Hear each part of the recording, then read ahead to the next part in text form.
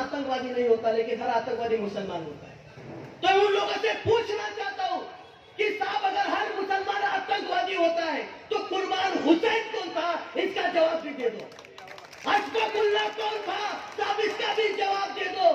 ये मुसलमान ही थे जिन्होंने इस मुल्क को आजाद कराने के लिए शहादत दी है। उन मुसलमानों के बारे में जरा बोलो। तुम्हारा डॉक्टर एपीजे अब्दुल कलाम साहब के बारे में क्या है, जरा ये भी बता दो भाजपाई वालों। और तुम्हारा वो एक जो बीजेपी के कई लोग पकड़े गए, ध्रुव सक्सेना नाम का बीजेपी का एक आदमी पकड़ा गया, पाकिस्तान के साथ में उसकी लिंक थी। एक आरएसएस का माणूस तो डीआरडीओचा शास्त्रज्ञ, त्याचा सुद्धा आता पकडला, त्याला पाकिस्तान सोबत त्यांची लिंक होती, तो मुसलमान होता। अरे तुम्ही आम्हाला भारत माता की जय शिकवावं। अरे आमचे बाप जाते लढलेले या देशाच्या स्वातंत्र्यासाठी, संघर्ष केला आमच्या लोकांनी। तुम्ही साले पेन्शन खात होते, इंग्रजांकडून राह बहादूर पदवी घेत होते, आता सांगता भारत माता की जय। तुम्ही भाजपवाल्यानं तुम्ही म्हणायला पाहिजे व्हिक्टोरिया माता की जय, तुम्ही म्हणायला पाहिजे ब्रिटिश माता की जय। हा तुमचा नारा आहे। भारत माता की जय ह्या नाऱ्याचे तुम्ही वारस नाही। दुसरा नारा ते देतात, त्याला काय विचार, देशात आत्महत्या झाल्या शेतकऱ्यांच्या, जय श्रीराम। 2 कोटी युवकांना तुम्ही रोजगार देणार होते, आता बेरोजगारी आहे, जय श्रीराम। शेतकऱ्यांना दीडपट हमीभाव देणार होते, जय श्रीराम। तुम्ही महिलांची सुरक्षा करणार होते, जय श्रीराम। काही पण म्हणा, काय म्हणतात, जय श्रीराम। आता हे प्रभू रामाचा यांचा काही संबंध आहे का? मी तुम्हाला सांगतो, या देशामध्ये अनेक मुद्द्यांवरती राजकारण झालं आणि होत राहील, वैचारिक राजकीय संघर्ष इथे होते आणि होत राहील, पण या देशातलं सर्वात नीच राजकारण कुठलं असेल तर या देशातल्या कोट्यावधी लोकांची जी धारणा आहे, जी आस्था आहे, जो स्वाभिमान आहे आणि भारतीय संस्कृतीचा जो मानबिंदू आहे, त्या प्रभू रामाचा तुमच्या नीच राजकारणासाठी वापर करणं हे या देशातलं सगळ्यात गलिच्छ राजकारण आहे। प्रभू राम हे राजकारण करण्याची गोष्ट आहे का? ते का भाजपचे कार्यकर्ते आहे, बीजेपी जॉईन केली त्यांनी का तुमचे स्टार प्रचारक आहे? का आमच्या भावनेशी खेळतात, का आमच्या अस्त्रांचा वापर करता भाजपवाल्यांनो? यासाठी आम्ही तुमचा निषेध करतो की तुम्ही प्रभू रामाचा तुमच्या राजकारणासाठी वापर करता। बरं, राम का तो नाम लिया तुमने साहब, नाम लिया तो विचार भी लो। काय सांगतं रामाचं चरित्र आम्हाला? काय सांगतं?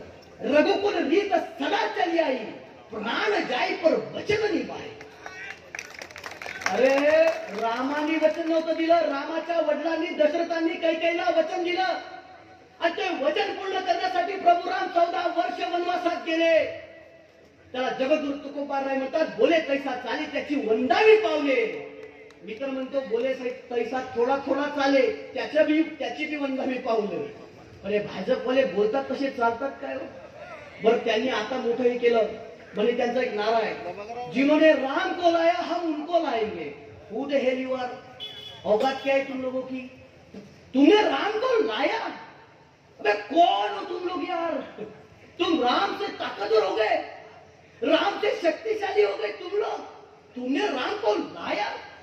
तुम्ही बघितलं का ते मोदींचा फोटो आहे, बालराम आहेत आणि मोदी रामाचा फोटो हात पकडून त्यांना घेऊन चालले। राम लहान आणि मोदी मोठा, त्या आईला असं कसं? मोदी रामापेक्षा मोठे आहे। बरं तुम्ही आणलं कसं? नाही आता म्हणतात मंदिर आम्हीच बांधलं। कसं बांधलं? जोडा मारा फेकून असं म्हटलं। त्याला विचारायचं तू इकडे म्हणा बस। मग कार्यकर्त्यांना नाही भाजपच्या, ते आपले लोक नेत्यांना विचारताय, त्याला विचारायचं इथं बस, सांग मंदिर कसं बांधलं? भामट्या, मंदिराच्या जागेचा जो काही वाद होता तुम्हाला माहिती आहे, ब्रिटिशांच्या काळामध्ये ज्या मंदिराचे राम मंदिराची दारं बंद होती ती राजीव गांधींनी उघडली आहे, भाजपवाल्यांनी नाही। आणि मग सुप्रीम कोर्टने जजमेंट दिलं, 3 भागांमध्ये जागेची विभागणी केली सुप्रीम कोर्टने, मोदी सरकारने नाही।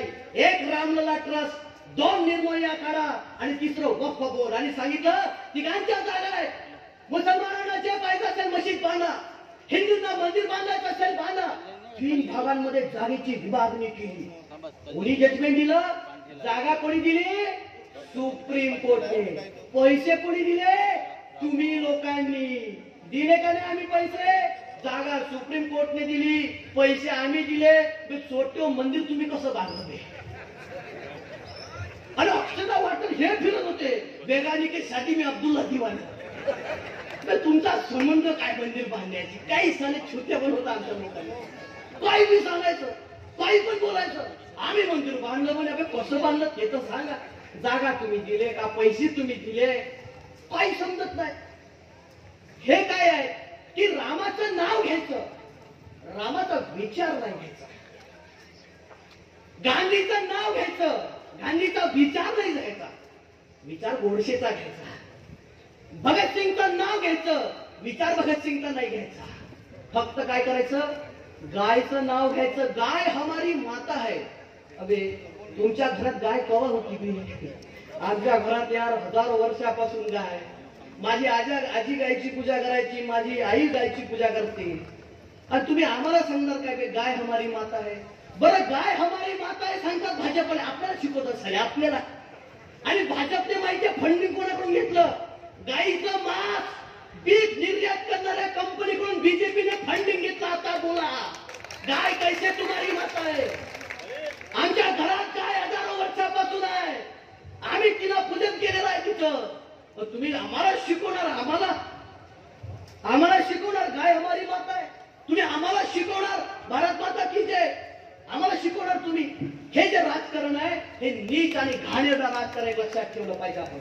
आणि म्हणून ह्या गोष्टी लक्षात ठेवा तुम्ही की मोदींनी आम्हाला काय सांगितलं बरं? ते खोटं, ते जागतिक कीर्तीचे स्वागत करा. सूर्यबाबू कोटारे कृपया आपण स्तनापन्न व्हावं. सर्वांनी स्तनापन्न व्हावं. डिस्टर्ब होत आहे सर्वांना. आपण सर्व मान्यवर मिळते थोड्याशा बसा. बरं त्यांनी ते जागतिक कीर्तीचे शास्त्रज्ञ आहे. त्यांनी सांगितलं भाई और बहनों मैंने एक चाय वाला देखा. वो चाय वाला, उसकी चाय की दुकान नाले के बाजू में थी. वो चाय वाले ने नाले के में वो गटर में पाइप डाली, उससे गैस निकाला और चाय बनवाया. भाई और बहनों, 5वीतल्या पोट्याला विचारा पकडून का बे त्या नाल्यात जर पाईप टाकला आणि त्याचा जर गॅस काढला तर त्याचा चहा बनते काय? तो म्हणजे काका डोक्यात पडले का तुम्ही? काय तुम्हाला शॉक मारायची गरज आहे? फिरलं तुमचं. अरे हे शाळेच्या पोराला समजतं यार, नरेंद्र मोदीला का समजत नाही? विचार करा बरं तुम्ही. एक हलक्या दर्जाचा माणूस या देशाचा पंतप्रधान आहे. हे दुर्दैवाने मला जबाबदारीने म्हणावंसं वाटतं. खोटं बोलायला बसतात. तो काय म्हणतात? मैं कभी स्कूल ही नहीं गया, मैं तो जंगल में चला गया था. आणि त्यांच्या पक्षाचे गृहमंत्री अमित शहा प्रेस कॉन्फरन्स घेऊन सांगतात he is M in entire political science. बोमला सांगा आता. हा स्वतः म्हणतो माणूस मैं स्कूल ही नहीं गया. यांचा गृहमंत्री म्हणतो तो एमए आहे. खरं कोणाचं आहे का?